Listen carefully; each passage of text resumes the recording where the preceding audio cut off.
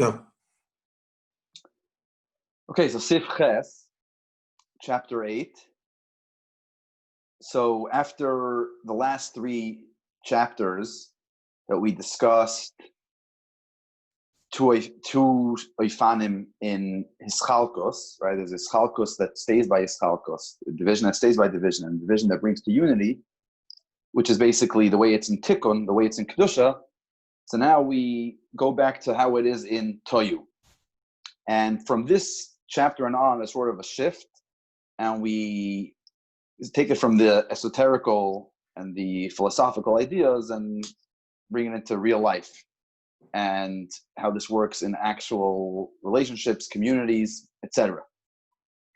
Now, he speaks about the bittul that exists in Toyu versus the bittul that exists in Tikkun, that here it's a bittul based off Ratzoi, and here it's a bittul based off Shuv, that in Ratzoi, people are very passionate, people are very dedicated, very ideological, very ibrigegeben, but it's not sort of not concrete, and it's not in tandem with others. It's not. There's no isyashvos. It's very individualized and egotistical to a degree. Versus Tikkun, and then he translates that what it means practically, that we see there are people that just can't get along with others, no matter what. They can never get along. You try to let's say someone calls you over to figure out what's happening in this relationship. What are the issues? And it's very hard to see what the real issues are. There's no real. The guy never started up with him. He never did anything to him. He just can't get along. And then he takes us to the broader community and says we see, and he has very sharp philosophy that we see. In the last few generations, in all Jewish communities, that people argue on every single matter. There are constant arguments and fights and strife and just machlokes. And where does it come from? He says it doesn't come from seichel. There are not seichelic arguments. It's emotional things. There is an emotional block in between people, and I'm almost compelled to say whatever you say. I'll say punk farker. And he says, and while you say this creates conversation, etc., but what this does is that people can't get along, and because of this, the general good, the big picture is forgotten, is put on the side, and everyone is just busy with their own yeshes. That's the kitzer, the teichen of the sif. It's quite a harsh sif. It's, when I say harsh, it means it doesn't pull any punches. And if you actually, I know you and I both went into the Mittel Rebbe's Maimer Heichaltzu, and you see how the Mittel Rebbe addresses it. The Mittel Rebbe is much softer. Would you say that the big chiddush of Heichaltzu of the Rebbe Rashab, and that's why that's become the Maimer Heichaltzu, and especially the Rebbe has to publish it, etc., is because the way it gets into the kishkis of the person? Yeah, it's definitely one of the big chiddushim and the big emphasis of Heichaltzu that, in general in Chabad, and I think we spoke about this all the way in the first class, in general in Chabad, at times we will, b'shita, leave things in the abstract. Right? Not outside, not everything has to be spelled out with the grubby finger. There's an idea that should stay in the abstract. We're talking about ideas. Right? When we speak about relationships in Chabad, it's toyu, it's tikkun, it's spheris. It's what is this Heichaltzu? Malchus, etc. Right. And what is this Heichaltzu? What is Achdus? It's the ideas, which is obviously a much healthier approach and a much more beneficial approach into the Torah approach. We're speaking about the core of what's going on. You're not getting lost in the symptoms. But on the flip side, there's the issue that, as in the Rebbe Rashab actually speaks about this in Conversation Chaim and other places, when you speak about Yichud De'Elohim, you forget about Yichud Tata. You enter the world of the abstract, and you completely lose touch with the world down here. Ultimately, the world down here works in a certain structure, and there's symptoms that we deal with, and actual day-to-day relationships and issues that come up. And in Heichaltzu, he bridges sort of that divide. Yes, there are those sifim that he goes all the way up, especially the second half of the Maimon, where he completely speaks about the source of everything, the way it's in the Shem Havaya, Shem Elikim, etc. But on the other hand, a big part of it is actually, what are we dealing with? And he spells out exactly what we're dealing with, and he doesn't mince words. It's not, he's very, very blunt, doesn't mince words, and addresses the issues head on. Now it's interesting, you think of like many of us, when we think of history, we don't think in Hebrew dates. Tafresh Nun Tes doesn't mean a lot. We think Tafresh Nun Tes is 1899, so this is Simchas Torah, it's 1898. It's 122 years ago, still in the 19th century, and to think that in 122 years, has anything changed? In the details, things have changed. In the Yesodis, and again, in other words, the ideas of this Maimer go all the way back to the Alter Rebbe. And you see through all the Rebbeim, the Yesodis are the same Yesodis. The translation and the emphasis and the taich sort of changes throughout the Doiris. And obviously, the machlekes that are going on in Jewish communities today are a bit different. What does he say here? That the machlekes going on are all about Inyani Rabbanim, Shachtim, Inyani Beis HaKnesses. So that hasn't changed that much.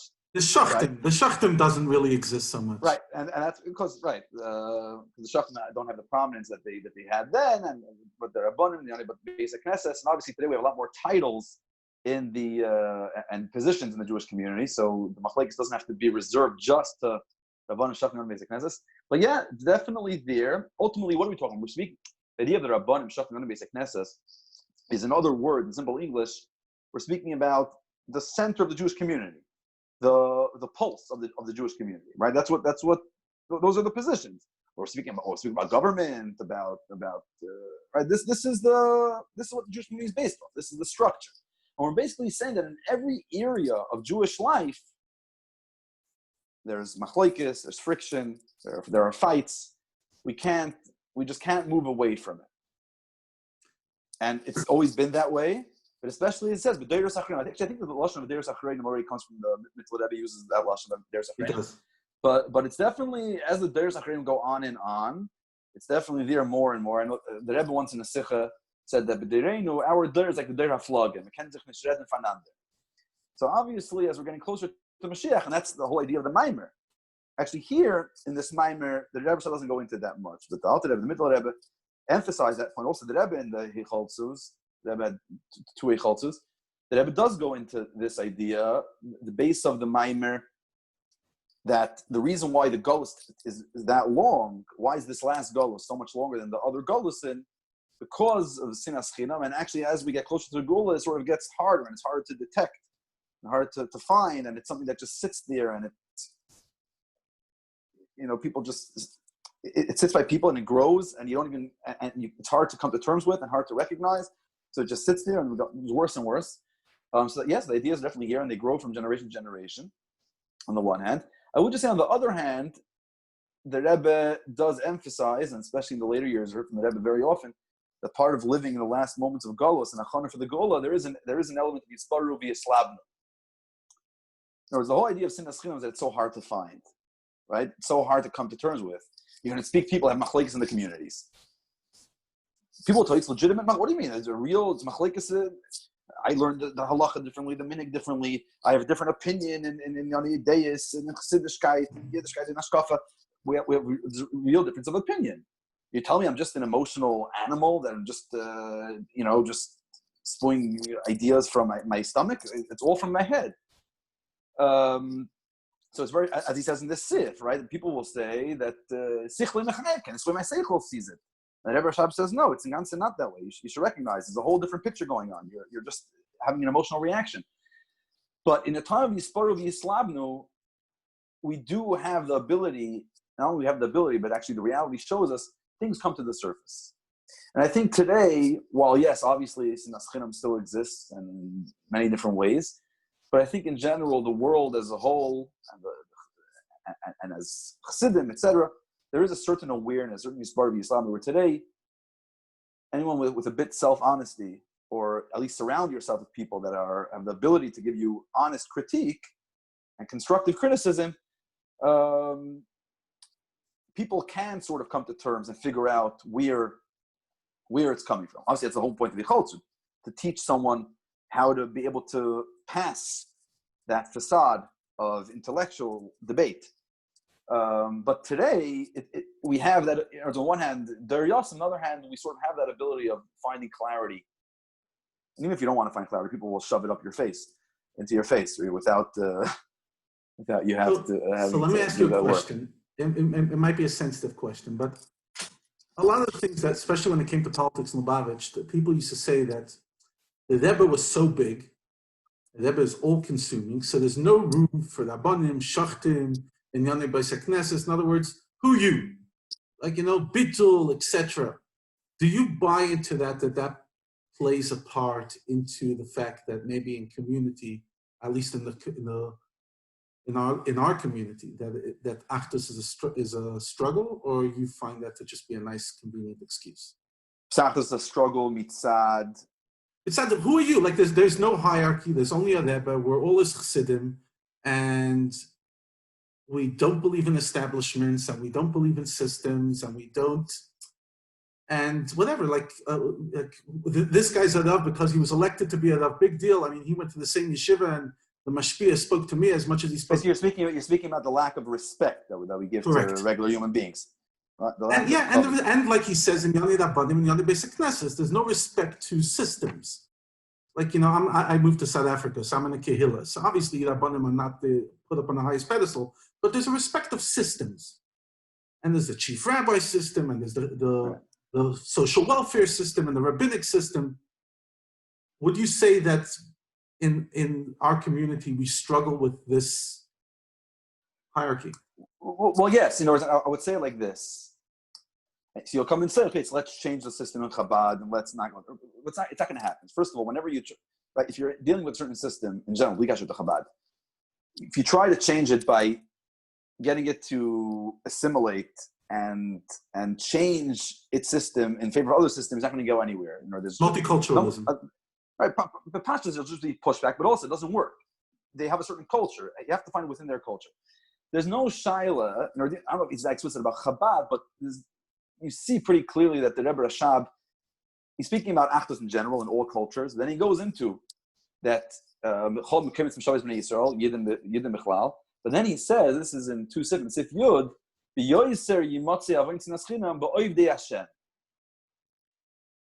other words, within Jewish community, in other words, there's Achdus B'chal is the issue people deal with in the entire world. Then does that go for their Yidden that struggle with Achdus? And then those that are trying to serve the Yiddish. So obviously, ultimately, people that are learning Chassidus, and people are actually trying. In other words, the higher up you go, the deeper you go, and the more real people are. Again, at least from a basic level, it becomes harder and harder to accept other people. In other words, you'll say there's other systems where in other cultures, in other kreisen, you have a certain board. Right? You just respect the board and the rabbi, etc. So there's a lot of value to it. There's no question. But a big part of it is also, we don't take Avodas Hashem so seriously. Spirituality isn't so serious. In other words, the whole Yiddishkeit is a board. Is a board, a shul, a structure. So whatever. So, you have to respect the community council, and you have to respect the Rav. But am I actually looking at this Rav as my derech and Avodas Hashem? And, right? So you could create a superficiality to life in general. That's number one. Number two, especially when it comes to Chabad, where Chabad does put an emphasis on, Avodah Atzma, and your certain Eibishter, and your relationship with the Eibishter. So I have my derech. Just because you have a certain position, it doesn't take away from my connection. And right? In other words, in a healthy space, in a healthy place for Keret, in Chabad, you sort of have that individuality, the Heichaltzu, and the way that but that Heichaltzu should be a Heichaltzu that brings to Achdus. So everyone's doing their own, everyone has their derech, and everyone's able to see things their own way, and you don't have to be makabel what this Rav said and what that Mashpia said, right? And everyone has to have a Asil Chara, but you have the Asil Chara that you choose. They gave it up to you to choose someone that works, someone that you can be makabel as good for you.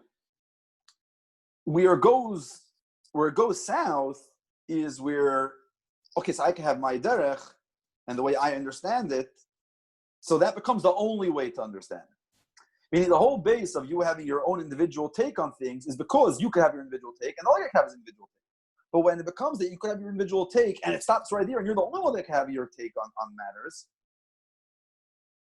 so then it's sort of, it's a self-sabotage, and then it boomerangs back on us. And instead of it being a culture of acceptance and a culture of many different opinions, become a culture where anyone can have an opinion, and once they have that opinion, it is the only opinion. So what you end up having is you have a community of thousands of people that each one has the only opinion, right? So you don't have the mila and chesaron of just a sort of dictatorship kind of culture where one person creates the narrative for everybody, but there's an achdus of bittul and silence and everyone just shaking their heads. You don't have the achdus of many different people sharing ideas and everyone having their own ideas and accepting other opinions. What you have is everyone with opinions, that is the only opinion. So you think about in yeshiva model, let's talk as Bachrim for a second. It's the famous Mashpia and the Baal Nigla can't get along. The Menal of Nigla and the Menal of Chassidus can't get along. And if you're more a guy that's not to Chassidus and Farbrengen, you look at the Baal Nigla and it's a Heichaltzu fish and intellectual, etc. Is that healthy, or in the way Heichaltzu is telling us is to appreciate that the Rebbe needs Bali Nigla, the Rebbe needs Bali Chassidus? Like, you understand that we could, right, 100%. Right, 100%. Though it is important. In other words, we can't allow it. Ultimately, if people have a certain cloud, they're going to be passionate about it, right? When we speak about tikkun, it's not the pshat. Everyone just becomes a bunch of lemachlach, and it's multicultural, and a bit of this and a bit of that, etc., etc. Ultimately, everyone has the makim shli b'chafetz, and everyone has their cloud, the way they serve the Eibishter, and it's going to be passionate. Like the Rebbe explains when we get to Talmidei Rebbe Akiva, that each one understood Rebbe Akiva in a certain way, they're going to be passionate about it. So you have to be passionate. Now, obviously, when you're passionate about something, you'll debate matters. There will be debates, and there will be healthy debates, and even passionate debate. It won't just be, what do you think about this? What do you think? If you believe in something and you believe it's right, you'll really believe in it. You'll be passionate about it. You'll discuss with others. But at the same time, there will be a certain place where you're, okay, I understand. Even I can't fully understand what you're saying at all times, but I can understand there's room for you. But also when he says there's machlokes in communities, and there's arguments in communities, does the Rebbe Rashab want that there shouldn't be debate in communities? What exactly is he saying? He's saying people are arguing. Because people shouldn't argue. And are there no real intellectual arguments?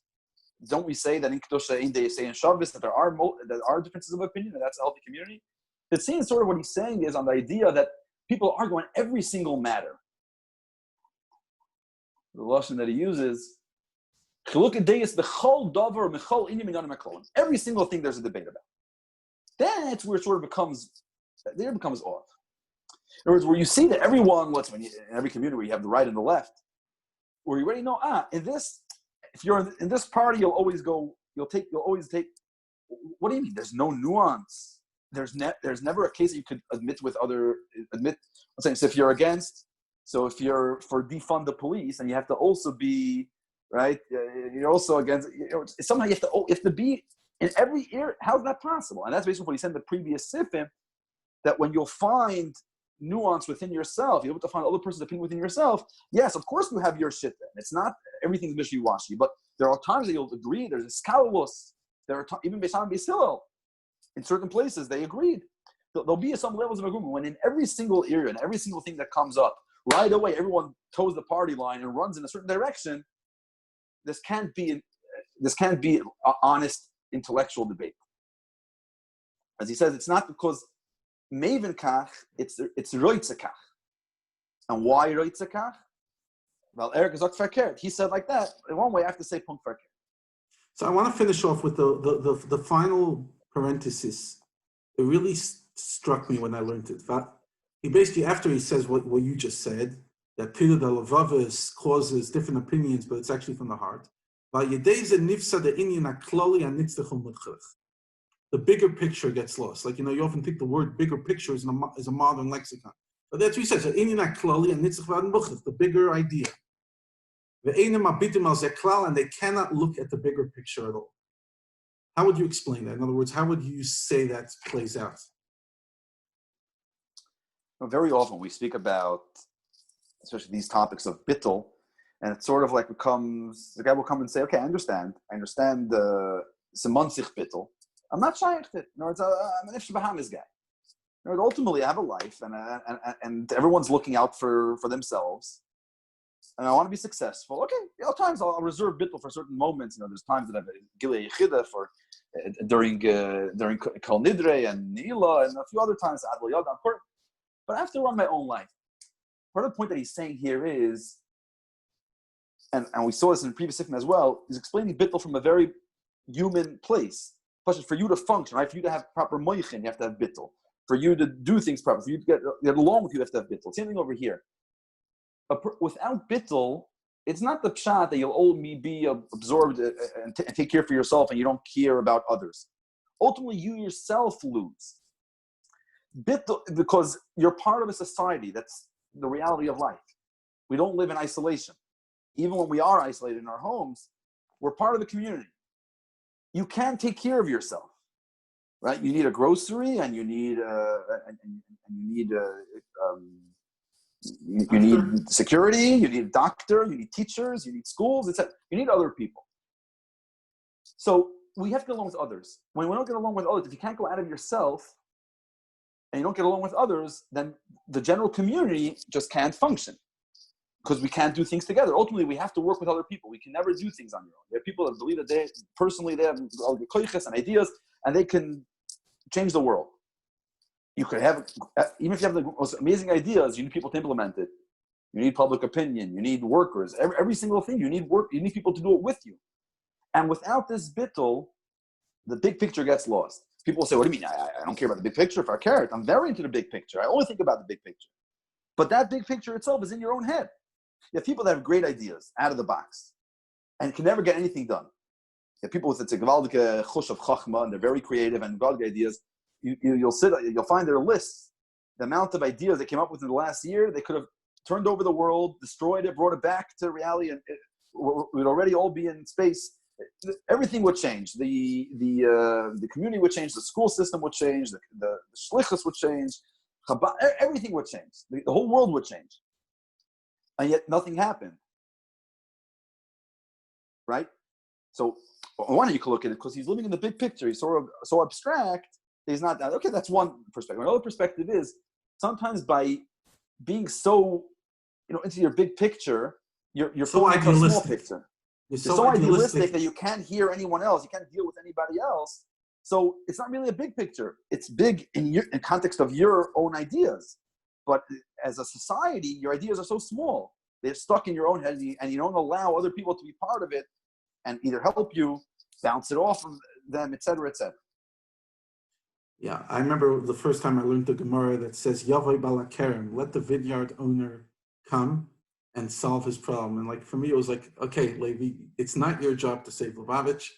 I know you're 18 and you think you have every answer, but it's taka not your job.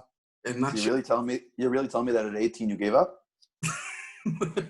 For a few years, till you tried again. No, the idea, every person thinks that they were saved by the Eibishter, sent by the Eibishter to be a savior. And sometimes maybe you would just do your Avodah. Do your Avodah. And that's being part of the bigger picture. Focus on your thoughts. Right. With always recognizing that you'll always have to work with others. You have to work with others. There's nothing you can do on your own. And it's impossible to work with others without Achdus. And Achdus is based off bittul. Be ready, hear other opinions. Listen to people with an open mind. And remember, yes, knee-jerk reactions, right away you argue, and you can't see things other way. Are you sure you can't see things other way, or you don't want to see things other way? That's what you're saying. It's right. You don't want to see things other way. Why don't you want to see things other way? Number one, because I don't want to accept what you're saying. Number two, to see things other way is to challenge my assumptions. It's a bit insecure. Everyone ultimately becomes secure in their shittus. If they're good shittus or not good shittus, I just want to feel a certain sense of security. I'm safe. But be open. A little bit of bittul. Get over your sense of your self-consciousness, and you always have to feel you're in a safe and secure space, and be open to other ideas. And all of a sudden you'll see that ultimately they'll help your ideas. Your ideas become much healthier after dialogue and debate. Maybe they'll even agree with you ultimately.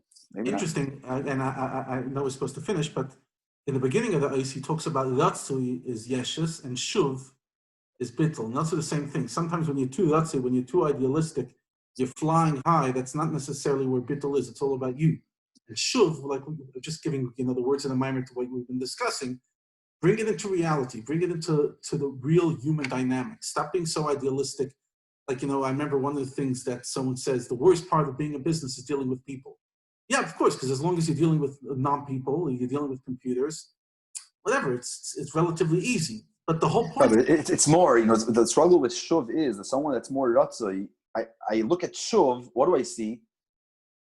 I see compromise.